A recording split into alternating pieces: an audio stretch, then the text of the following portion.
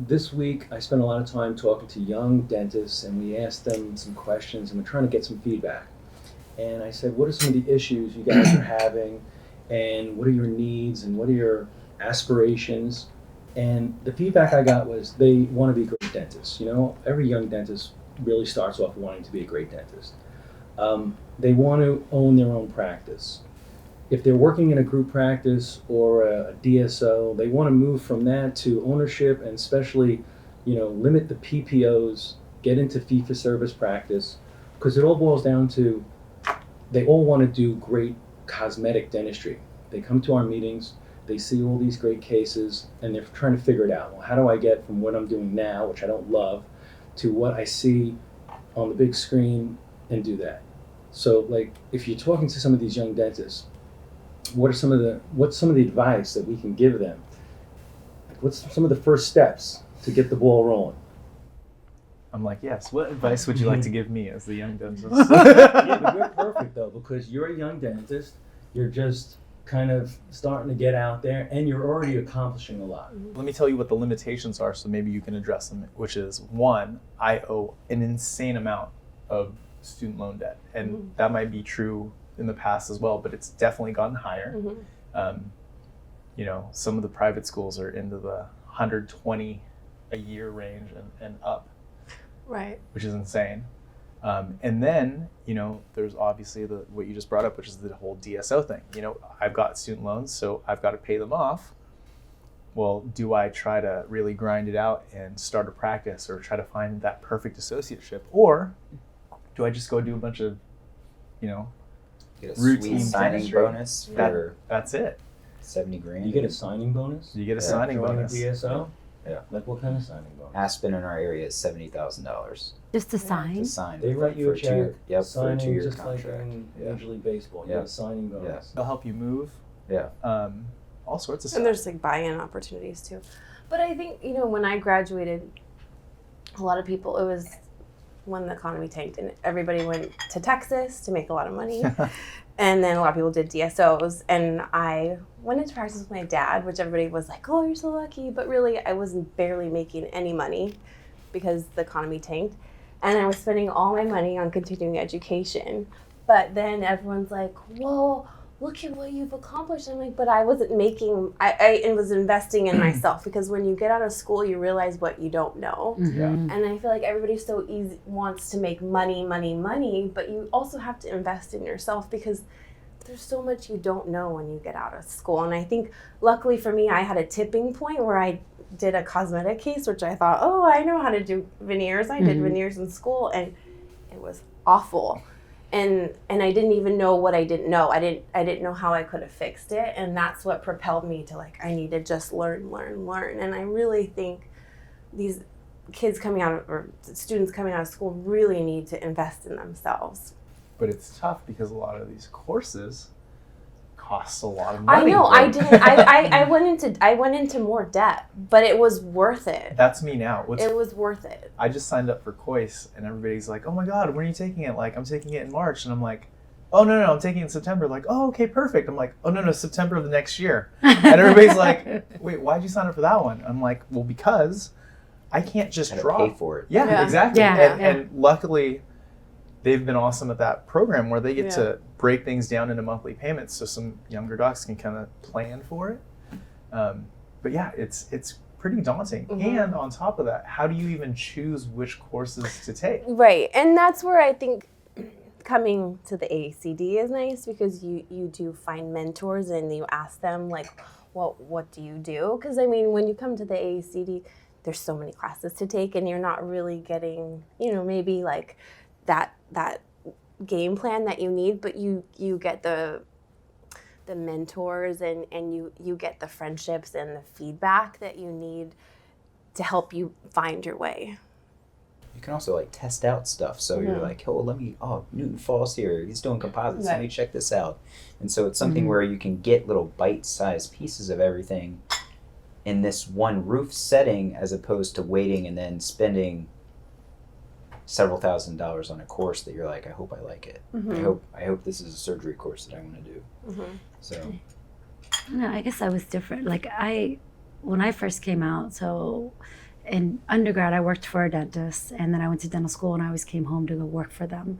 And then so when I got out of school, I went back and I worked for them, and I made less than a hygienist my first year. That's the story of my life. Yeah, me too. Yeah, Me too. Yeah. but like they were great mentors.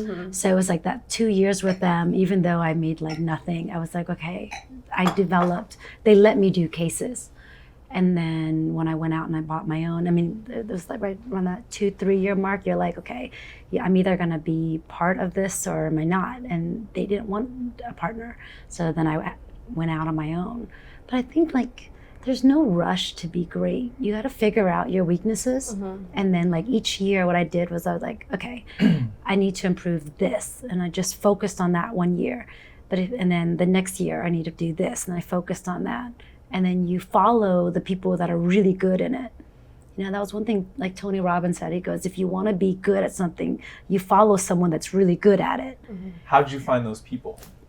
Yeah, just kind of like as I read and researched, I was like, okay, this is the master of composites. I'm gonna bite the bullet. I'm gonna go to Brazil. This is the master of occlusion. I'm gonna bite the bullet and go here. You know, you got to figure out who the big key power players are. I mean, I think you have them all at the AACD, so it's kind of like you get it all in on one weekend. You know, but I think mentorship is big. You know, like I was talking to my assistant this morning, where like, what I would have loved as a new grad, I would love if we had like, almost like we're like speed dating, almost like, but you meet another dentist. Because if I was a new grad, I would get a dentist that has been practicing for about 8 to 10 years, because those are the dentists that are burnt out. Those are the dentists that want someone to come in, help them so they can go on vacation and they want to mentor somebody. You know, and so if you can connect the new grads with the people that are burnt out, I think that's kind of where it is, you know, because those people want to help. Yeah.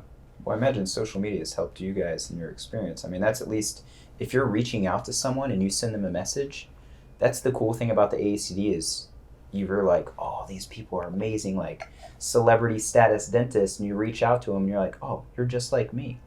Or you were like me at one point in time. So it's relatable. I was going to say that earlier. So my first AACD was as a dental student. It was in San Francisco, so I was like, oh, it's right around the block. It was literally around the block from the dental school. I walked over, and I had my little pink badge that said first time attendee, and it was awesome. I was sitting there. I was bummed that I couldn't get into the workshops, and so I'm like, okay, well, that's fine. I'll go listen to, this person. And what's crazy is I got more out of not the lectures, which were awesome. It was the people who saw my pink badge and they'd come up and they'd go, hey, is this your first time? And it also said student. At that time I had 2 little ribbons on my badge.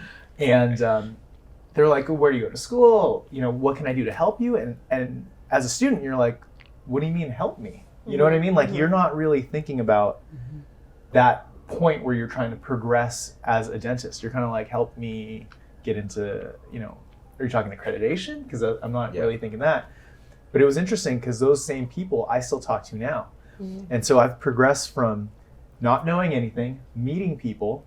The second or third year I went, I'm kind of fangirling. I'm like taking Newton Falls class. I'm like, oh my God, like this is so cool. I'm taking selfies, which I still do now. But now it's interesting because just like you said, now those people are kind of like, I see them and they're, I don't want to say they're equals because they're, right. But they're willing to help and they see me as a colleague. And they really kind of have elevated me and my clinical skills. And they've seen your progression too, so they know that you're willing to put in the hard work. Yeah. Like you're not just gonna give you advice just to give you advice. They're like, here's what it takes to do it. Now do it and be committed to the process. And the nice thing too is with social media, they're so accessible. Because I remember, like, when I graduated, getting like the JCD and seeing these articles, but like you can't contact these people. But you have the benefit of being able to have conversations with these people and see their work like firsthand. Well, social media has opened up like a whole new world of possibilities for me, right? So the first thing it did for me was build the practice. I used it to get patients and kind of grow a practice, and that's great. And then I started meeting colleagues on there. It's interesting because you can grow quickly on social media and post these great cases and whatnot. But my I almost want to say my progression or my maturity through social media. I used to just post funny stuff. I didn't really, if I didn't like a case, I'd post some negativity. Like you should have done this. And it's almost like I've kind of grown up through social media. And now I think the big thing is, and my mission now is to kind of connect the two. I want to be able to go up to Brian Lesage and, Scott Finley and people who don't have that audience that I have, and kind of connect and be the conduit for that. So that way they can, I've been doing these live videos with some of the, I did one with Winnakuda the other day, and he was talking about DSOs and practice management and whatnot. So I think social media is a good thing. It helps get information out, but the new dentists need to realize that you've got to be able to back it up too. So when people say, well, why aren't you posting more cases? I'll be honest, I'm just hypercritical, and I think that there are people who are better fit to post cases. Many of them sitting at this table, you know what I mean? You guys are accredited and I think accomplished. And so I want to almost connect that and kind of elevate everyone.